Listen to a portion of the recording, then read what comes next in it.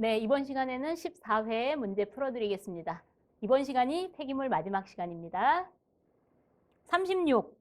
다음 중 소각로의 형식이라고 볼 수 없는 것은 5개 외워보세요. 고정상식 소각로, 파격자 다른 말로 스토커식 소각로, 로타리 킬른 다른 말로 회전로식 소각로, 그리고 다단로식 소각로, 또 모래를 넣는 유동상식 소각로, 아닌 것은 펌프식은 없죠.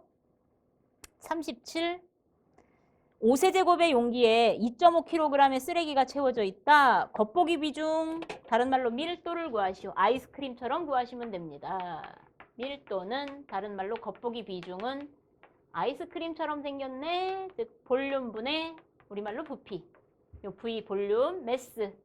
우리말로는 질량. 그러면 부피가 얼마예요? 5세제곱미터. 질량은 얼마예요? 2.5kg. 그러면 끝났네. 너무 쉽다. 그쵸? 2.5kg. 38. 슬러지 내에 물이 존재하는데 다음 중 가장 적합한 것은 큰 고형물 입자에, 여기가 중요한 거죠. 간극에 존재하는 수분. 이거 보고 찾으시면 돼. 간극에 존재하는 수분 뭐예요? 간극수. 만약에 모세관압으로 결합된 수분 그럼 뭐예요? 1번 모관결합수. 표면에 부착되어 있는 수분 그럼 뭐예요? 부착수. 세포 내부에 있는 수분 그럼 뭐예요? 내부수. 너무 쉽죠? 그래서 간극수, 요게 양이 제일 많다 그랬고 잘 빠져나온다 그랬죠. 간극수가. 잘 안 빠져나오는 순서로 외워보세요. 내부수, 부착수, 모관결합수. 간극수는 제일 잘 빠져나오는 수분이다 그랬습니다. 바로 전 시간에, 저번 시간에 했던 내용입니다. 너무 쉬운 문제. 간극에 존재하는 수분. 그래서 가장 많은 양을 차지하며 고용물과 직접 결합되어 있지 않기 때문에 농축 등의 방법으로 용이하게 분리할 수 있는 수분. 39. 폐수 처리 공정에서 발생되는 슬러지를 혐기성으로 소화시키는 목적이다. 이것도 했죠. 가장 거리가 먼 것은 슬러지를 혐기성 소화, 호기성 소화. 얘네들은 뭘 처리하는 거예요? 소화에는 이제 혐기성 소화, 혐기성 미생물을 이용하는 소화를 혐기성 소화. 호기성 미생물을 이용하는 소화를 호기성 소화. 그럼 이 미생물들이 뭘 분해해요? 돌멩이 분해해요?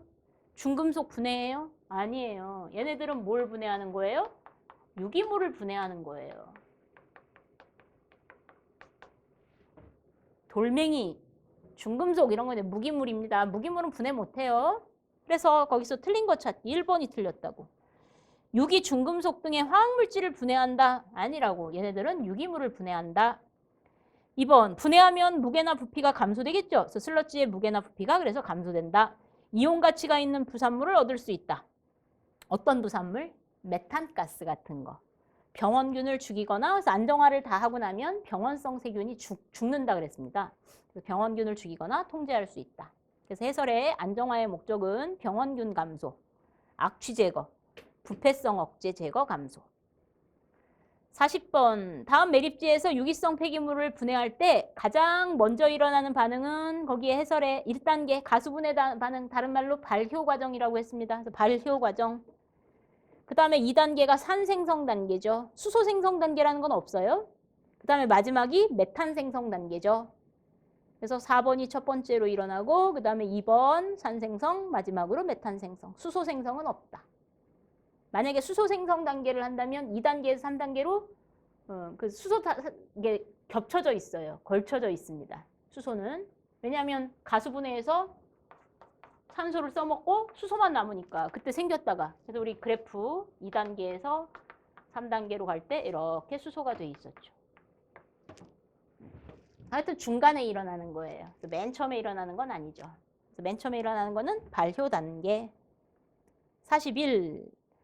인구가 20만 명인 지역에서 일주일 동안 쓰레기가 15,000세제곱미터 나왔습니다. 1인 1일 쓰레기 발생량은 밀도는 0.5톤, 다른 말로 500kg per 세제곱. 밀도가 나온 이유는 단위 바꾸려고. 그러면 발생량 kg per 인일 어떻게 하라 그랬나요? 요 인구수라고 그랬고요. 그 다음에 kg per 일, 요거는 쓰레기 양이라고 했었죠. 대입. 인구수는 20만 명. 동그라미 5개. 그 다음에 쓰레기는 15,000세제곱. 일주일 동안. 일주일은 며칠? 7일 동안. 15,000세제곱. 7일 동안. 여기다가 7일이라고 써주세요. 7일 동안 15,000세제곱. 그런 다음에 여기는 킬로그램을 원하니까 밀도를 이용해서 0.5톤이면 500kg. 그래서 밀도가 하는 역할은 단위 바꾸기 역할. 세제곱을 답이 원하는 킬로그램으로 바꾸는 역할을 한다. 이게 답. 그래서 15,000 나누기 7 곱하기 500 나누기 20만 해서 는 치면 나옵니다. 가로 같은 거 안 쳐도 돼요? 안 쳐도 돼요. 15,000 나누기 7 곱하기 500 나누기 20만 이러면 나와요. 가로 안 쳐도 돼요. 42. 산업 폐기물 발생량을 추산할 때 이거만 보고 찾으시면 돼. 산업 폐기물 뭐? 물질수집법. 이용할 때 사용하면 상세한 데이터가 있어야죠. 입출입 데이터가 있어야 되고 비용이 많이 들고 데이터가 상세해야 되고 비용이 많이 들고 특수한 경우에만 사용하는 거. 그래서 산업 폐기물 보면 물질수집법. 대수조사 그러면 개수분석법. 이렇게 찾으라 그랬습니다. 43. 쓰레기 발생량이 24,000kg/인일이고 발열량이 500kcal/kg일 때 열부하 보니까 뭐예요? 단위가 kcal/세제곱미터/아워니까 이거는 열 발생량이죠. 55만 kcal/세제곱아워인 소각로의 용적을 구하시오. 1일 가동 시간은 12시간임. 그래서 단위가 kcal/세제곱미터/아워 이걸 열부하라고 했지만 우리는 열 발생량이라고 했었습니다. 같은 말이죠. 열 발생량 또는 열 부하. 이때 세제곱이 뭐? 연소실의 최적, 소각로의 최적당. 그래서 가로 곱하기 세로 곱하기 높이. 근데 이 문제는 얘를 구하래. 그러니까 얘가 x. 그 다음에 뭐 곱하기 뭐? 발열량 곱하기 연료. 발열량은 kcal/kg. 연료는 kg/h. 그래서 답이 왼쪽 오른쪽 단위가 kcal/h가 됩니다. 그러면 열 발생량이 얼마예요? 열 발생률이 5만 kcal/세제곱미터/h이고요. 그 다음에 연소실의 최적, 소각로의 최적을 물어봤어요. 요게 x. 그럼 이따가 계산할 때 얘하고 자리 바꿔서 계산하시면 돼. x를 절로 보내고 5만을 1로 보내고. 그 다음에 발열량 찾으세요. 24,000kg/일.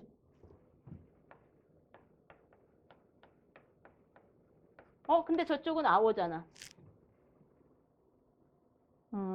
아니,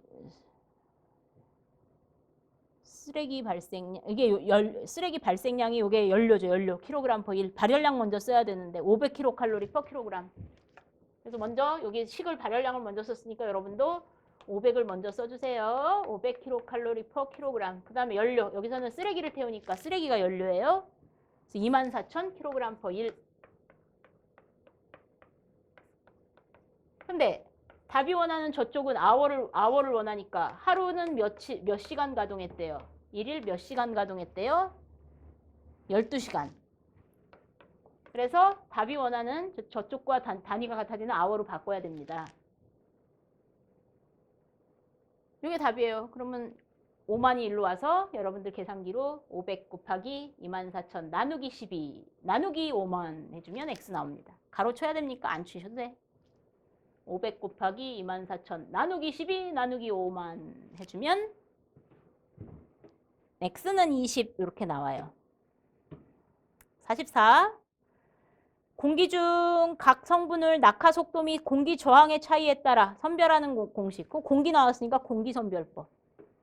그래서 공기를 넣고 낙하 속도의 차이에 의해서 떨어뜨려서 가벼운 물질은 늦게 떨어지고 무거운 물질은 빨리 떨어지고 또는 가벼운 물질은 위로 뜨고. 그래서 가벼운 물질, 무거운 물질을 분류하는 데 쓰는 것을 공기선별법이라고 한다. 답은 3번. 45. 타 공법에 비해 5궤에다 동그라미 치세요. 5궤. 5궤 뒤집기식 퇴비화 공법에 관한 설명이다. 다음 중 거리가 먼 것은 퇴비화의 단점이 부지가 넓게 소요된다고. 여기다가 이제 유기물을 놓고 즉 복잡한 유기물을 집어넣고 6주 동안을 퇴비화시킨다 그랬죠? 그러면 6주 뒤에는 어떻게 돼요? 덜 복잡한 안정한 유기물인 휴머스가 생긴다 그랬습니다. 암갈색에 흙냄새가 나는 휴머스. CNB는 10에서 20으로 낮아진 휴머스가 나중에 이제 6주 뒤에는 생길 거예요. 근데 중간중간에 뒤집어줘야 돼. 이 5개에다 설치를 해서. 그래서 기계식 퇴비화가 있고 요건 이제 수동식 퇴비화인데 바깥에다가 수동식이라고 보시면 돼요. 5개식 퇴비화는. 뒤집기를 안 해주면 어떻게 돼요? 여기가 썩는다니까? 퇴비가 아주 나쁜 퇴비가 돼버려요. 그래서 공기가 호기성 미생물들이 잘 분해할 수 있게 중간중간을 삼지창 같은 걸로 뒤집어줘야 돼요. 근데 비 내리고 이러면 좀 나쁘겠죠. 그래서 얘는 날씨의 영향을 많이 받겠지. 그래서 그거 문제예요. 그래서 1번 설치 비용이 일반적으로 낮다. 2번 날씨에 따른 영향이 거의 없다. 아니지. 춥거나 덥거나 이런 데 영향을 많이 받겠죠. 그 다음에 부지 소요 면적이 큰 편이다. 악취 제어는 주인물에 의해 좌우되며 악취 영향 반경이 큰 편이다. 46. 전단 파쇄기에 관한 설명이다. 전단 파쇄기는 대패 삼겹살 생각하시라고. 쓱싹 쓱싹. 그래서 충격식 파쇄기보다는 파쇄 속도가 느리고 돌멩이가 들어가면 칼날이 망가진다고. 그래서 이물질 혼입에 약하며 아주 균일하게 이게 자를 수가 있다 그랬죠. 그래서 어디에 사용해요? 말랑말랑한 거, 종이, 고무, 플라스틱 이런 거 자를 때 많이 씁니다. 1번 고정날이 있고요. 삼겹살 잡아야죠. 왕복 또는 회전날이 있습니다. 슥싹 슥싹 하는. 2번 주로 목재류, 플라스틱, 종이류 파쇄할 때 사용합니다. 3번 파쇄물의 크기를 고르게 할 수 있는 장점이 있죠. 4번 충격식 파쇄기에 비해 파쇄 속도가 빠름이 아니라 느리며 이물질 혼입에 강하다 아니라 약하다. 칼날이 망가진다. 답은 4번. 47. 소각로 중에 다단노식 소각로이다. 다음 중 거리가 먼 것은 다단노식 소각로는 특징 아는 거 외워보세요.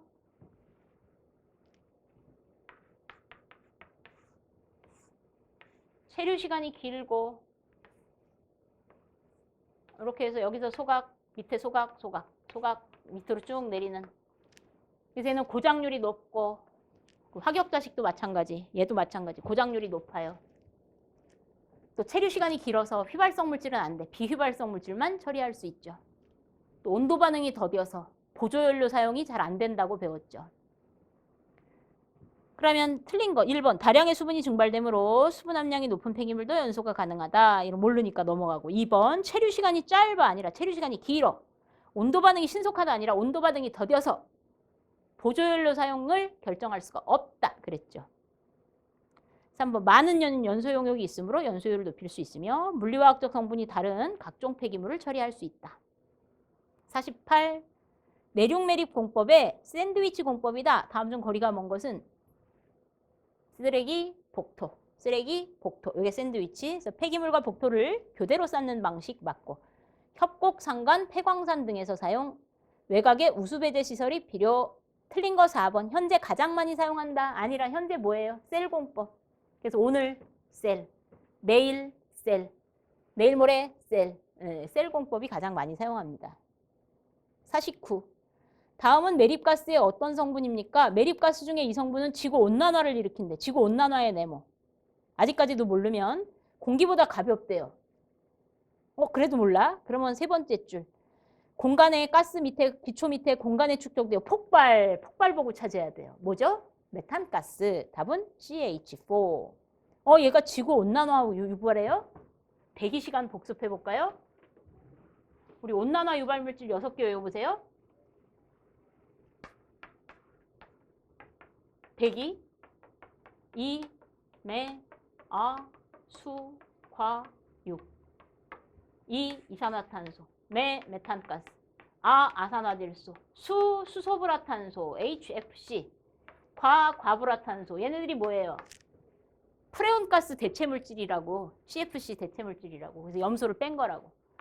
육불화황. 그래서 GWP를 구하면 온난화 지수가 가장 큰 게 이렇게 된다 그랬습니다. 온난화 지수. 영어 약자로는 GWP. 그래서 똑같은 1kg을 집어넣고 누가 온난화를 제일 많이 일으키나? 그럼 얘가. CO2는 제일 약해요. 근데 기여도 1위는 CO2. 왜? 발생량이 너무 많으니까. 1대1로 싸우면 얘가 이겨요. CO2하고 1대1로 싸우면. 근데 CO2량이 워낙 많기 때문에 온실효과의 기여도 1위는 CO2이다 그랬습니다. 여기에 메탄가스 있어요. 그래서 폭발 보고 찾으시면 되겠죠. 50번. 배출 상태에 따라 액상 폐기물 해설. 폐기물은 세 가지로 분류한다. 액상, 고상, 그리고 그 사이를 반고상. 반액상은 없다 그랬죠. 우리나라 법에. 그래서 고상은 고형물이 많은 거. 액상은 고형물이 적은 거. 그래서 고형물 함량이 15% 이상인 거. 그게 고상. 그 다음에 고형물이 5% 미만인 거. 요게 액상. 그 다음에 5 내지 15%를 이제 반고상이라고 하죠. 그래서 액상 폐기물은 고형물이 적은 거. 얼마? 5% 미만일 때. 답은 1번. 51. 폐기물의 수거 노선 결정할 때 고려사항이다. 이것도 너무 많이 했으니까 답만 볼게요. 4번. 아주 적은 양의 쓰레기를 가장 먼저 수거한다. 아니라 아주 많은 쓰레기를 가장 먼저 수거한다. 그래야죠. 답은 4번. 52. RDF도 너무 많이 했습니다. RDF의 구비 조건이 다 옳지 않은 것은 RDF가 뭐? 쌀떡볶이처럼 생긴 재생연료. 쓰레기를 모아서 만든 재생연료. 그래서 열량이 높아야 좋겠죠. 함수율이 높으면 보관할 때 썩으니까 안 돼요. 그래서 2번 틀렸고. 대기오염이 적어야 되고 성분 배합률이 균일해야지. 얘는 잘 타고 얘는 안 타면 안 된다 그랬습니다. 53. 우리가 처음 푸는 문제입니다. 원자합광은 뭘 측정할 때 쓴다 그랬죠? 기억해 보세요. 원자합광 강도법은 뭘 측정할 때 쓴다고? 중금속 측정할 때. 그래서 우리 앞에 문제에서 다음 중 원자합광 강도법으로 측정할 수 있는 거 찾으시오. 그래서 답이 육각크롬이었잖아요. 중금속 찾았잖아요. 그래서 중금속 분석할 때 사용하는 겁니다. 가연성 가스와 조연성 가스의 조합 중 불꽃의 온도가 높아서 불꽃 중에서 해리하기 어려운 내화성 산화물을 만들기 쉬운 원소 분석에 적합한 것은. 그래서 해설에 불꽃의 종류가 지금 한 3가지를 써놨는데 중금속을 어떻게 분석하냐? 원자로 만들어서 분석해요. 중금속을 원자 상태로 만들어서 이때 이제 증기가 나오거든요. 이제 태울 거예요, 여기서. 그러면은 아주 작은 상태, 원자 상태로 만들려면 중금속은 태워줘야 됩니다. 그래서 이 원자 상태가 빛을 흡수하는 걸 이용하는 거거든요. 태우면 증기가 나오죠. 원자 증기라고 해요. 그 증기에다가 빛을 쏘여줘. 그 원자가 좋아하는 빛. 그럼 걔네들이 막 빛을 먹어요. 많이 먹으면 중금속이 많은 거고, 조금 먹으면 중금속이 적은 거죠. 그래서 여기서 태운다고. 태울 때 필요한 게 뭐예요? 가연성 가스와 조연성 가스죠.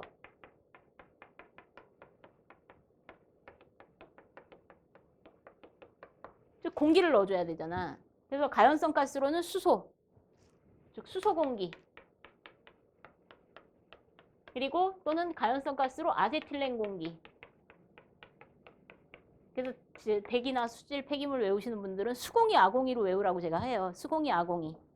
수공이 아공이가 가장 많이 사용된다. 그래서 이게 가장 많이 사용된다고. 근데 어떤 애는 불이 안 붙어. 아무리 불 붙이려고 그래도. 그런 애들을 내화성 산화물이라고 해요. 내화성이 뭐예요? 불에 강한 애들을 얘기하거든. 그래서 수공이 아공이로 불 붙이려고 했더니 불이 안 붙네. 그럴 때는 아세틸렌 아산화질소라는 것을 넣어줍니다. 이 아자를 크게 쓴 이유가 앞에도 아고 뒤에도 아, 즉 이산화질소 그러면 안 된다고요. 걔는 불꽃의 이름이 제일 길어요. 우리가 불꽃의 종류를 수질대기에서는 9개를 외울 거예요.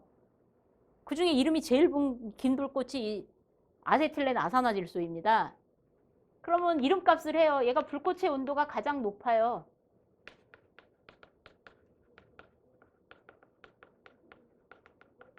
그러니까 불 안 붙는 애들은 얘를 이용해야 돼요. 그것을 내화성 산화물이라고 한다고. 그래서 내화성 산화물 분석에 적합하다.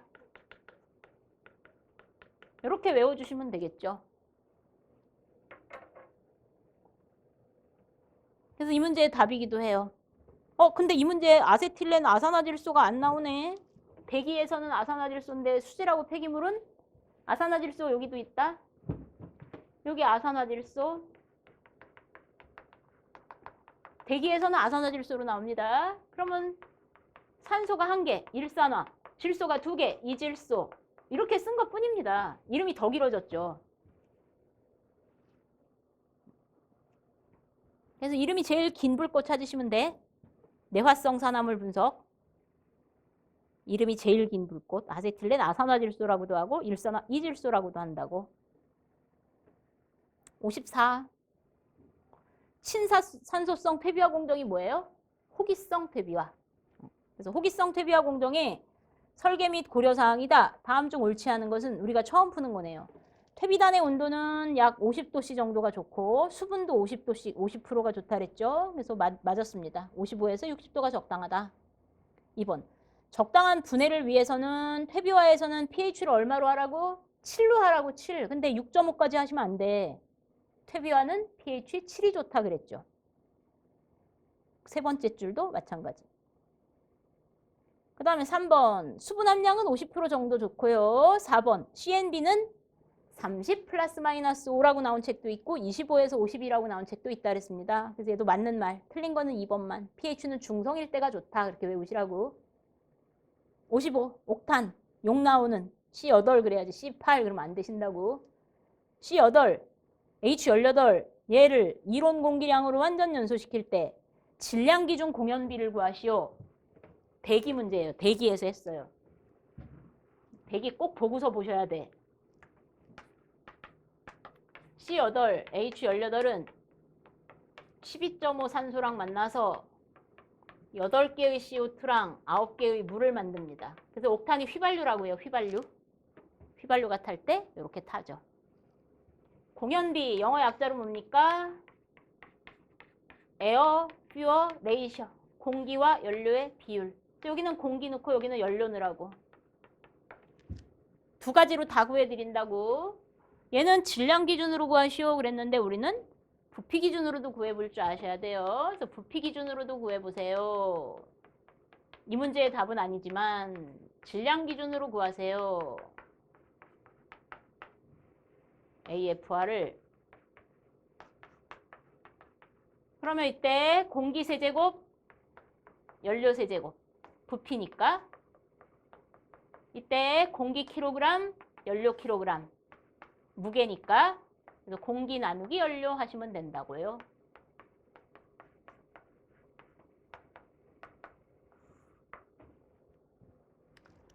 공기는 산소의 개수 나누기 0.21 하시면 됩니다. 기체처럼. 이번에는 산소의 킬로그램을 구한 다음에 뭘 넣어주죠? 나누기 0.21 하시면 안 돼. 0.232 하라 그랬어요. 여기서 0.21과 0.232가 의미하는 건 뭐예요? 공기 속에 들어있는 산소의 부피 퍼센트. 질소가 79%, 산소가 21%, 부피 퍼센트. 얘는 무게 퍼센트. 공기 속에 들어있는 질소와 산소의 무게 퍼센트.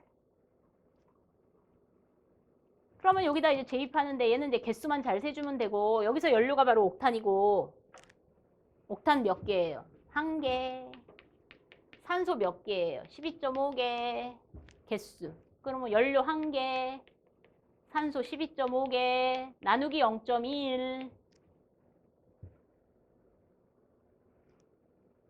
그래서 하도 많이 나와서 전 다 외운다 그랬던 게 기억나십니까? 59.52. 너무 많이 나와서 대기에서는 전 답도 외운다니까요. 59.52. 얘도 다 배워요. 무게로도. 이번에는 분자량 재시는 거예요. 이 연료의 분자량 얼마예요? 제가 전화번호 옛날 사람 114 아는 사람은 옛날 사람 114 모르는 사람은 요즘 MZ세대 114 어디에다 전화한 거라고? 옛날에는 옐로우 페이지 전화국에다 전화한 거죠. 그래서 시청 전화번호 알려주세요. 그러면 114 안내원 아줌마가 알려주죠. 네, 시청은 몇 번에 몇 번입니다. 뭐 이런 식으로 114. 그래서 옥탄은 전화번호 나오는데 114예요. 114. 114가 뭐야? 나 112만 알아. 옛날 사람들은 알아. 114가 뭔지.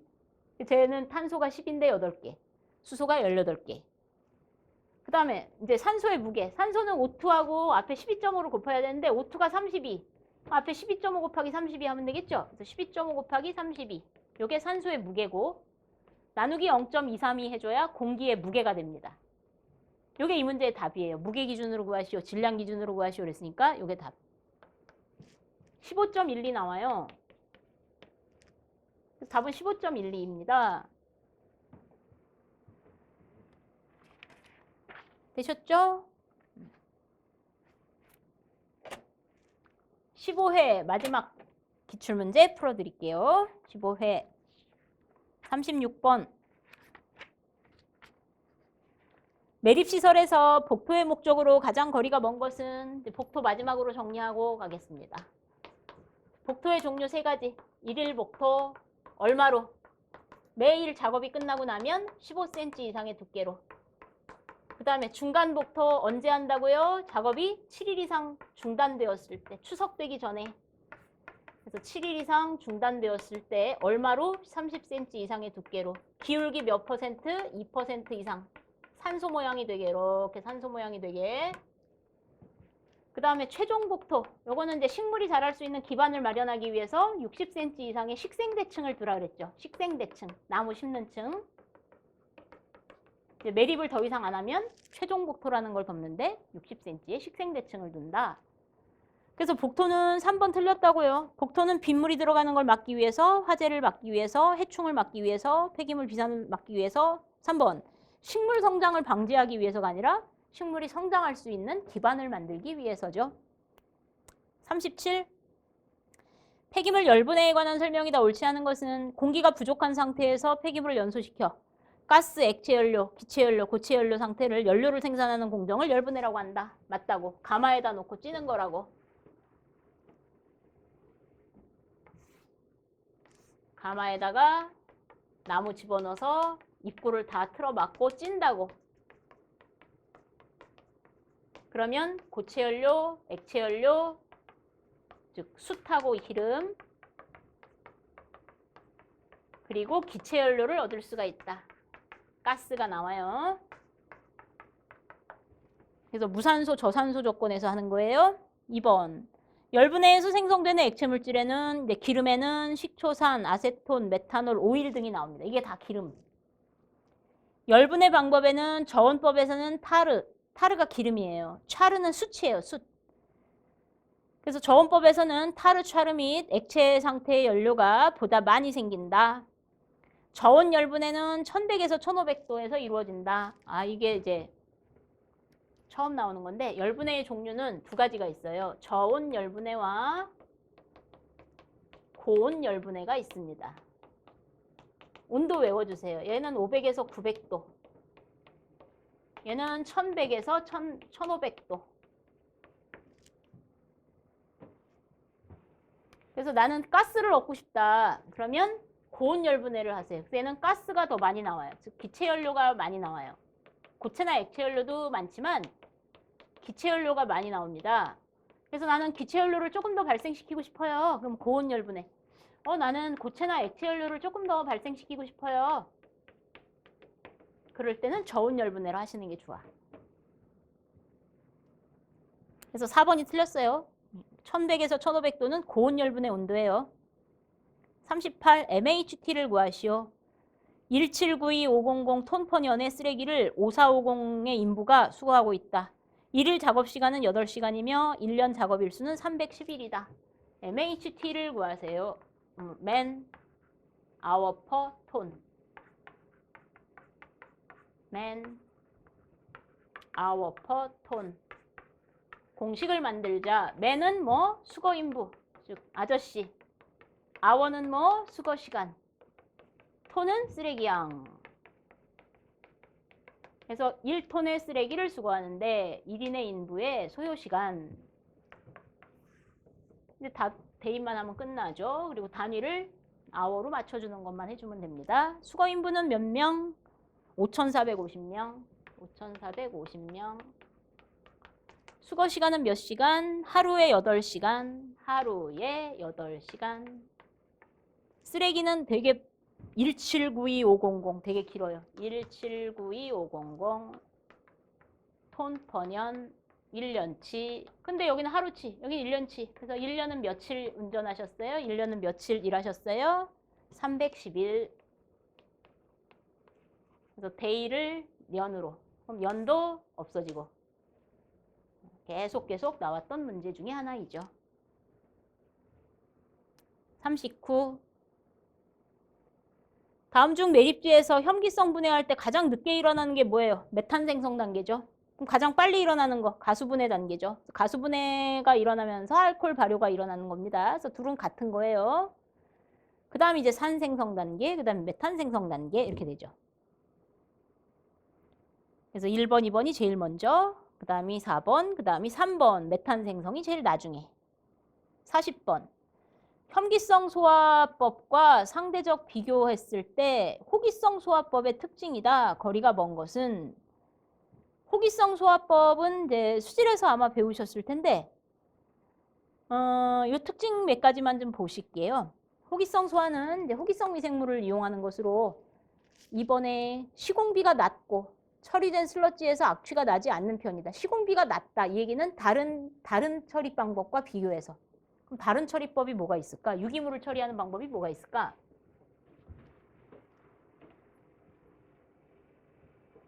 몇 번이에요? 40번. 유기물을 처리하고 싶어요. 그러면은 호기성 소화. 호기성 미생물이 이 유기물을 없애주는. 그 다음에 혐기성 소화. 혐기성 미생물이 없애주는. 그리고 소각. 태워서 없애는. 그럼 이 중에 제일 비용이 많이 드는 게 누구겠어요? 소각이지. 소각. 돈이 어마어마하게 들죠. 소각로 만들어야지. 거기서 또 높은 온도로 태워야지. 그러니까 이거 유지비가 많이 들어요. 그거에 비해서 호기성 소화, 혐기성 소화는 둘 다 유지비가 낮습니다. 그래서 거기에 다른 처리법과 비교했을 때 2번. 초기 시공기비가 낮고 소각로 설치하려면 얼마나 돈이 많이 들겠어요. 그거에 비해서 얘네들은 그냥 요만한 데다 넣기만 하면 돼. 호기성 미생물만 잘 자라는 조건만 맞춰주면 되거든. 처리된 슬러지에서는 악취가 나지 않는 편이다. 그러면 이 둘이를 상대적으로 비교하면 호기성 소화는 냄새가 별로 없어요. 근데 혐기성 소화는 시키면은 냄새가 많이 나요. 소화 과정에서 둘이를 상대적으로 비교하면 그래서 악취가 혐기성보다는 덜 나는 편입니다. 그 다음에 3번 포기를 위한 동력 요구량 때문에 운영비가 높다. 그래서 누구랑 비교했을 때 호기성 소화랑 혐기성 소화를 비교했을 때 이게 운영비가 높아요. 얘는 둘이 비교했을 때 운영비가 낮아요.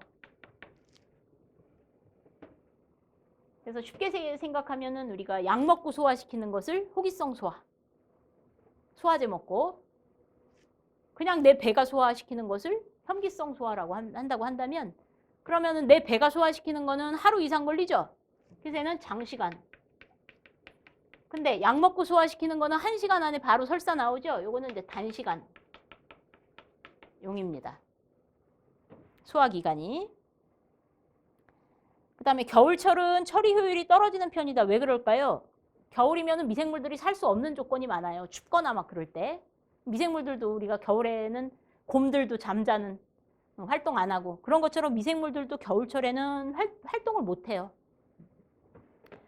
그러면 1번이 틀렸습니다. 상징수의 BOD가 높으며 운영이 다소 복잡하다 아니라 운영이 간단하고 소화는 간단합니다. 뭐가 복잡해요? 소각이 복잡한 거지. 그 다음에 BOD 농도가 높으며 아니라 BOD 농도가 낮습니다. 즉 잘 처리한다는 얘기죠. 처리가 잘 됐다는 얘기예요. 혐기성보다는. 그래서 이건 답으로 역시 익혀두시면 좋겠습니다. 호기성 소화는 상등수의 BOD와 SS의 농도가 낮고 혐기성 소화에 비해 운전이 좀 쉽다는 그런 특성이 있다. 이 정도 봐두시면 될 것 같고요. 41. 슬러지 처리의 일반적 혐기성 소화 과정이 다음과 같다. 가로 안에 들어갈 것은 산생성균이 유기물을 분해시키죠. 그러면 유기산이 생겨야죠. 2단계는 유기산 생성 단계니까. 그래서 답은 가로 안에 유기산이 들어가요. 그 다음에 이제 메탄균이 생기면 또 메탄이 생기겠죠. 그래서 마지막은 메탄이 생겨야 돼. 그래서 2단계는 유기산, 3단계는 메탄. 산생성균이 유기물을 분해하는 첫 번째 단계는 발효겠죠. 발효.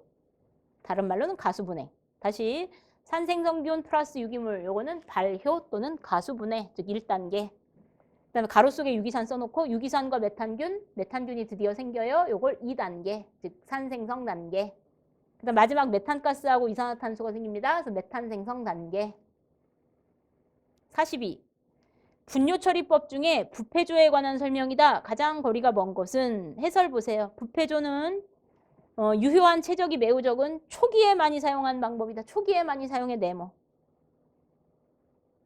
그러니까 옛날 정화조라고 보시면 돼요. 옛날 정화조. 옛날 정화조에 부패조라고 있는데 조그만 부패조를 가지고 있어서 1번 고부하 운전에 적합하다 아니라 얘는 부하량이 적은 가정용에 적합합니다. 부패조는. 특별한 에너지 및 기계 설비가 필요하지 않으며 처리 효율이 낮고 가정용으로 쓰다 보니까 냄새가 많이 나는 편이며 조립형인 경우에는 설치 시공이 용이하지만 유지 관리에 특별한 기술이 요구되지 않는다. 그래서 부패조를 뭐라고 한다고? 옛날에 가정용으로 사용했던 정화조라고, 그 분뇨 처리조라고 생각하시면 되세요. 그래서 가정용이니까 부하가 그렇게 높지 않다는. 43. 연소가스의 잉여열을 이용하여 보일러에 주입되는 물을 예열한다에다가 밑줄 치시고 뭐죠? 절탄기라고. 절탄기. 그래서 보일러 효율을 높이는 장치는 절탄기. 영어로 거기 써있는 이코노마이저, 이거 따라주세요. 이코노마이저. 44. 폐기물 고형화 처리 시 유기성 고형화에 관한 설명이다. 거리가 먼 것은 유기성과 무기성 비교 많이 했습니다. 무기성은 시멘트 넣어서 고형화시키는 것으로 가장 많이 사용하고 저렴한 비용이라 그랬고, 그다음에 수밀성이 좋다. 유기성도 수밀성은 좋다 그랬죠. 근데 단점이 뭐였어요? 현장에 많이 사용하지 않아서 자료가 빈약하다 그랬고, 또 비용이 많이 든다 그랬고, 또 유기물을 좋아하는 미생물이나 자외선에 약하다 그랬고, 수밀성은 고형화는 다 좋죠. 그래서 1번 수밀성이 크며 이거는 무기성도 마찬가지, 유기성도 마찬가지. 다양한 폐기물에 적용이 가능하다. 2번이 틀렸습니다. 미생물 및 자외선의 안정성이 강하다. 아니라 유기물을 분해하는 미생물은 유기성 고형화도 분해시켜버리겠죠. 자외선에도 분해되고. 2번은 틀렸어요. 3번 최종 고화체의 체적 증가가 다양하다. 4번 폐기물의 특정 성분에 의한 중합적 구조의 장기적인 약화 가능성이 존재한다. 이런 어려운 말도 써있고. 45. 해안내립공법은 박내순, 순차 투입공법. 답은 4번. 46. 쓰레기를 유동층 소각로에서 처리할 때 유동상 매질이 갖추어야 될 조건은 모래 생각하라고. 모래는 비중이 작고. 1번 공급이 안정적이며. 2번 열충격에 강하고. 융점이 뭐예요? 녹는 점. 녹는 점이 높을 것. 그래서 잘 안 녹아야 돼요. 3번 열충격에 강하고. 3번 비중이 크면 떠요? 안 뜬다고. 유동매체를 띄우는 거예요. 그래서 폐기물이 떨어지다가 중간에 식지 않도록 도와줄 수 있는 역할을 하는 게 유동매체다 그랬습니다. 비중이 크면 안 뜬다고. 모래같이 비중이 작은 걸 써야 돼요. 불활성인 거 써야 됩니다. 47. 다음은 폐기물 공정시험 기준상 어떤 용기에 관한 설명입니까? 취급 저장하는 동안 이물에다가 동그라미 치실까요? 이물. 이물이 들어가거나 내용물이 손실되지 않도록 보호하는 용기. 거기에 해설에 용기 4개가 있습니다. 밀폐 용기, 기밀 용기, 밀봉 용기, 차광 용기. 그럼 제가 문제 낼게 한번 맞춰보세요. 광선이 들어가지 못하게 하는 용기가 뭐죠? 이 넷 중에? 아직 우리 안 배웠는데 광선? 그러면 차광 용기지. 광선을 차단한다는 뜻이잖아. 그래서 용기에는 4가지가 있는데 47번. 제일 쉬운 거부터 외우세요. 차광 용기. 얘는 광선이 투과하지 않도록 막는 용기를 차광 용기라고 합니다. 한번 읽어볼게요. 차광 용기는 광선이 투과하지 않는 용기 또는 투과하지 않게 포장한 용기이며 취급 또는 저장하는 동안의 내용물이 광화학적 변화를 일으키지 않도록 방지할 수 있는 용기. 이렇게 나오면 광선 보고 차광 용기 찾으시면 돼. 그 다음에 이제 밀폐 용기는 폐물이라고 외울까요? 밀폐 용기 그러면 락앤락 생각나시죠? 락앤락. 락앤락이 우리나라 제품이라네.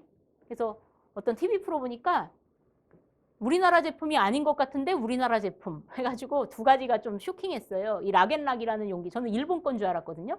그 락앤락이 우리나라 한국 제품이더라고. 또 그 밀크 커피 있죠? 그 뭐라고 하지? 스틱커피, 밀크 커피. 그것도 우리나라 거래네. 맥심 이런 거. 그 락앤락이라는 그 밀폐 용기가 있거든. 그래서 얘는 외울 때 폐물이라고 외우세요. 결혼할 때 주고받는 폐물. 즉 이물.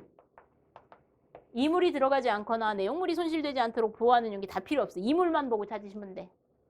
거기에 이 문제의 답이기도 해요. 47번. 이물이 들어가지 않거나 또는 내용물이 손실되지 않도록 그럼 이물 보고 폐물 찾으시면 돼. 이번에는 기밀용기. 얘는 기기라고 외우세요. 기기. 즉 기밀용기는 기체가 못 들어가게. 기체는 공기. 기체죠. 다른 가스. 이것도 기체죠. 즉 이런 기체가 못 들어가게 막는 용기다라고 보시면 돼요. 야 이거 기밀하게 좀 해봐. 그럼 공기나 가스가 못 들어가게 해봐 이 뜻이에요. 야 이거 밀폐시켜. 그럼 이물질 들어가게 않게 만들어 그 뜻이죠. 그래서 기밀용기 한번 읽어볼게요. 취급 저장하는 동안 밖으로부터 공기나 다른 가스 보면 기밀용기. 마지막이 제일 쉬워요. 차광용기보다는 안 쉽지만. 밀봉용기는 봉채미라고 외워주세요. 봉채미.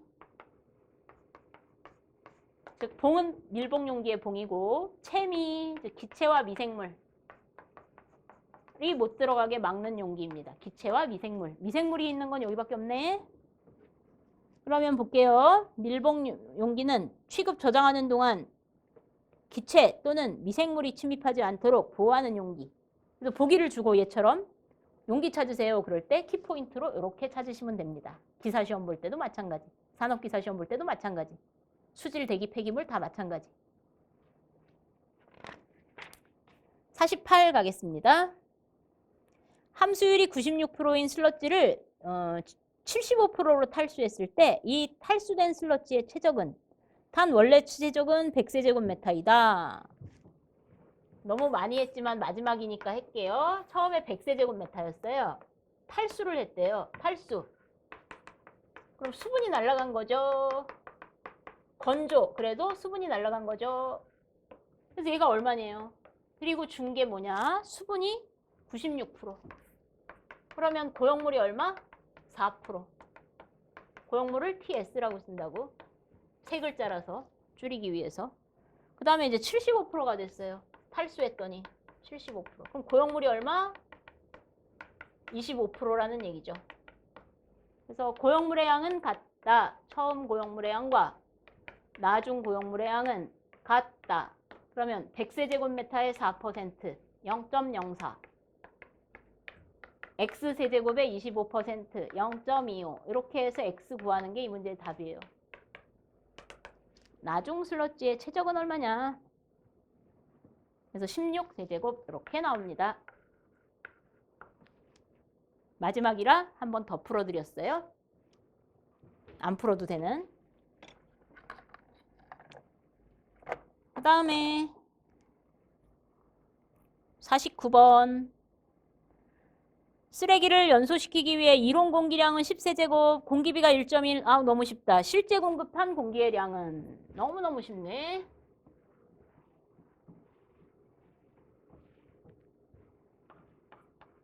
공기비 M이란 A0에 비해서 A를 몇 배 많이 넣냐 그 뜻이라고. 그러면 A는 A0에 곱하기 M 곱하면 된다고. 내가 필요한 게 10세제곱 필요했거든요. 근데 1.1배 큰 거 사왔어요, 엄마가. 그러면 11짜리 사온 거죠? 나는 10호를 입어야 되거든? 근데 엄마가 내 몸보다 1.1배 큰 거 사온 거예요. 그럼 실제 얼마 사온 거예요? 11 사온 거죠? 그래서 실제 주입한 공기량은 11. 너무 쉬운 문제. 50. 폐수 슬러지를 혐기적으로 소화시키는 목적이다. 거리가 먼 것은 소화는 1번 유기물을 분해시키는 거라고. 유기물을 분해시켜서 슬러지를 안정화시키려고. 2번 소화는 슬러지의 무게와 부피가 증가돼요? 미생물이 분해했는데? 아니지, 감소되죠. 무게와 부피가 증가하는 건 뭐라 그랬어요? 고형화라 그랬지. 시멘트를 넣어서 단단하게 굳힌. 그래서 고형화의 단점이에요, 얘는. 슬러지의 무게와 부피가 증가되는 것은 고형화. 시멘트로 굳히는 거. 혐기성 소화, 호기성 소화는 분해라서 무게와 부피가 감소됩니다. 그 다음에 이온 가치가 있는 부산물을 얻을 수 있다. 메탄가스를 얻을 수 있다 그랬고 유해한 병원균이 죽거나 통제될 수가 있다. 51. 시료의 축소 방법 3가지. 구획법, 교사법, 원추사분법, 4등분법은 없어요. 50이 처음 하는데 이거 수질에서 했을 수도 있어요. 달시 법칙. 투수계수가 0.5cm/s이며 동수경사가 2인 경우 달시 법칙을 적용한 유출 속도는, 그래서 유출 속도는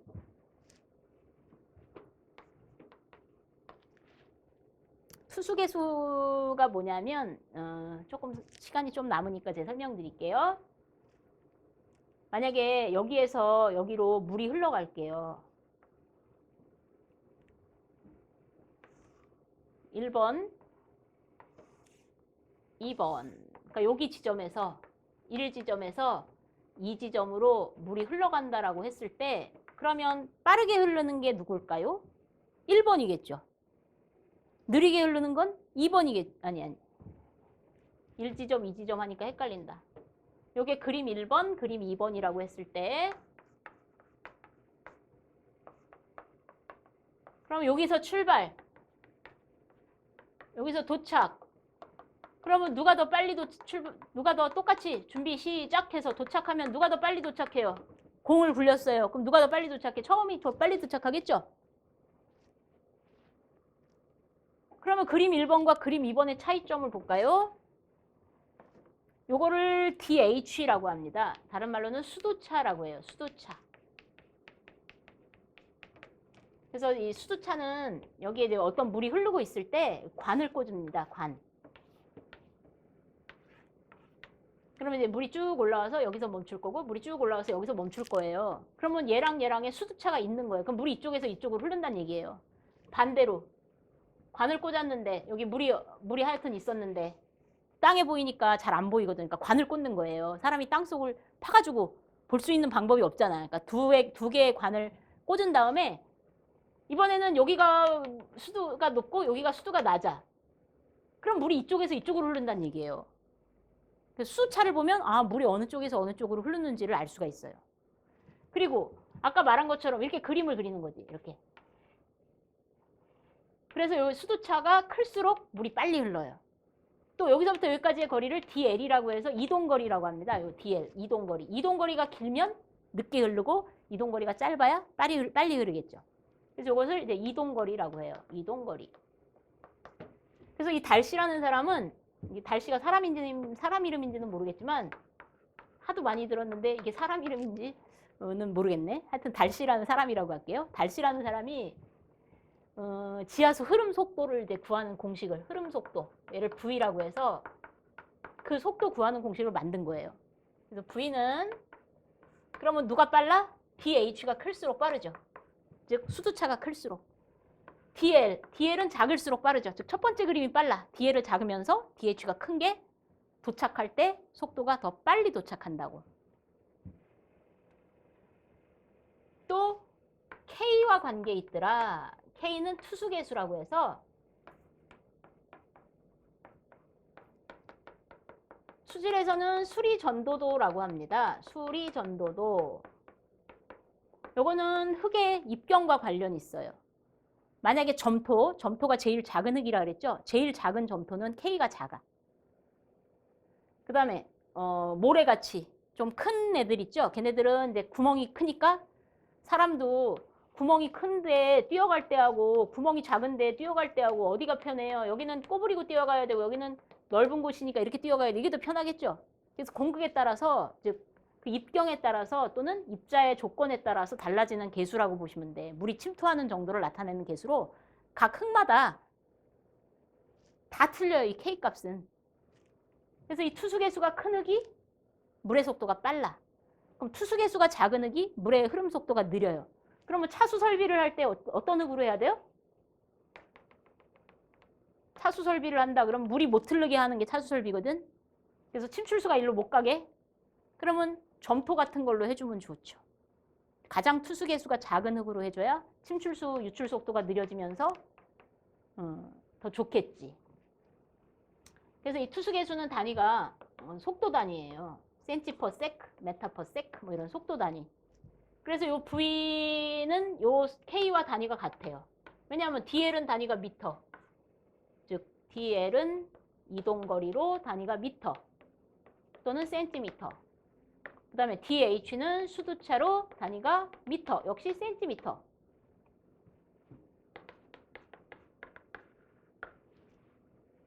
그러니까 K하고 V하고 단위가 같아야 되죠. 그래서 이 DL분의 DH를 동수경사라고 합니다. 동수경사 I 라고 표현을 해줘요. 그럼 여기 문제에서는 동수경사 나왔고 투수계수 나왔으니까 이 두 개를 곱한 게 속도라고, 달시 법칙에. 그래서 0.5cm/s 곱하기 동수계수 2. 그러면 답은 1cm/s죠. 별거 아닌 거를 이렇게 길게 설명한 거예요. 여러분들 이해하시라고. 되셨나요? 그러면은 흐름 속도와 비례관계인 애가 누구죠? K와 DH. 그래서 K와 DH가 클수록 V가 빠르고, DL하고는 반비례죠. DL은 작을수록 속도가 빠르다. 그 정도는 정리해 주시는 게 좋습니다. 53번. A 도시에는 가연성 쓰레기와 비가연성 쓰레기가 합쳐져 있는데 최적이 8세제곱미터였다. 밀도는 단위 바꾸라고 나온 거고, 이 쓰레기 중에 이번에는 비가연성이 60%래요. 그럼 가연성은 40%겠죠? 저번 시간에 한 거 같은데 거기에서는 안 타는 물질, 타는 물질 이렇게 나왔는데 여기는 가연성, 비가연성. 이때 가연성 물질의 양은, 그러면 해설 보세요. 8세제곱미터에 먼저 단위 바꾸세요. 밀도 곱하세요. 그래서 0.4톤 퍼 세제곱을 곱해서 세제곱 없애고, 이 중에 이제 40%만이 가연성이니까 60%는 비가연성이니까 곱하기 40%만 해주면 된다. 54. 슬러지를 가열가압에 동그라미, 가열가압하여 유기물을 공기에 의해서 산화하는 거. 그럼 무슨 산화? 습식산화. 다른 말로 해설, 진범한 공법. 그래서 가열가압 또는 고온고압 이렇게 외우시라 그랬습니다. 요즘은 잘 사용 안 한다 그랬죠. 너무 돈이 많이 들어서. 55. 적환장, 마지막은 쉬운 적환장 문제로 맺을게요. 적환장 설치 위치로 옳지 않은 것은 가능한 수거지역 중심에, 하중 중심이라 그랬죠. 주요 간선도로와 떨어진 곳 아니라 트럭이 크니까 간선도로에 세워놓기가 편하다고. 그래서 간선도로와 가까운 곳에 설치해야 됩니다. 2번 틀렸고, 수송 측면에서 가장 경제적인 곳에 위치하여야 하며 적환 작업에 의한 공중위생 및 환경 피해가 최소인 지점에다가 설치를 해야 한다. 그래서 처리장까지 너무 멀 때, 소형 차량을 이용했을 때, 그럴 때 적환장을 설치하고, 트럭에 그냥 실는 거를 직접 적환, 그 다음에 쌓아놨다가 실는 것을 저장 적환, 이거를 두 개 합친 것을 병용 적환. 직접 적환의 단점은 뭐였어요? 차량이 쭉 일렬로 서서 실어야 되니까 대기 시간이 길고 교통체증을 유발한다 그랬고, 그래서 만든 게 저장 적환이라 그랬었죠. 다 기억나셔야 됩니다. 적환장. 적환장에서는 뭐예요? 파쇄, 압축, 선별 같은 거 해서 거기서 파쇄하면서 나오는 소음, 진동, 분진, 그리고 분진 폭발 때문에 적환장이 한번 설치되면 막 사람들이 반대한다고, 님비 신드롬까지도 얘기했던 게 기억나셔야 됩니다. 다 기억나시는 거죠? 이게 마지막 시간이라서 제가 조금 더 보충 설명을 좀 했습니다. 여러분들 이제 우리 오늘로 이제 폐기물 시간도 끝났는데요. 폐기물은 앞에서도 많이 얘기했듯이 수질대기와 공통인 점이 참 많습니다. 그래서 몇 번씩 수질대기 보시면서 같이 준비를 하시면 될 거예요. 그리고 계산 문제가 참 많았죠? 계산기 꼭 준비해서 가셔야 되고, 시험 보실 때. 그리고 연습장 주니까 연습장 만약에 부족하면 더 달라고 해서 꼭 계산 문제도 많이 잘 풀어보시도록. 그리고 단위 맞추는 계산 문제가 참 많았죠? 킬로그램 퍼 인일, 뭐 MHT 이런 거 다 단위 맞추기, 열 발생률, 부하율 이런 거 다 단위 맞추기 문제니까 단위만 맞춰서도 충분히 풀 수 있는 문제들이 출제된다라는 거. 되셨나요? 네, 이렇게 해서 폐기물 마치겠습니다. 폐기물 듣느라 수고하셨습니다.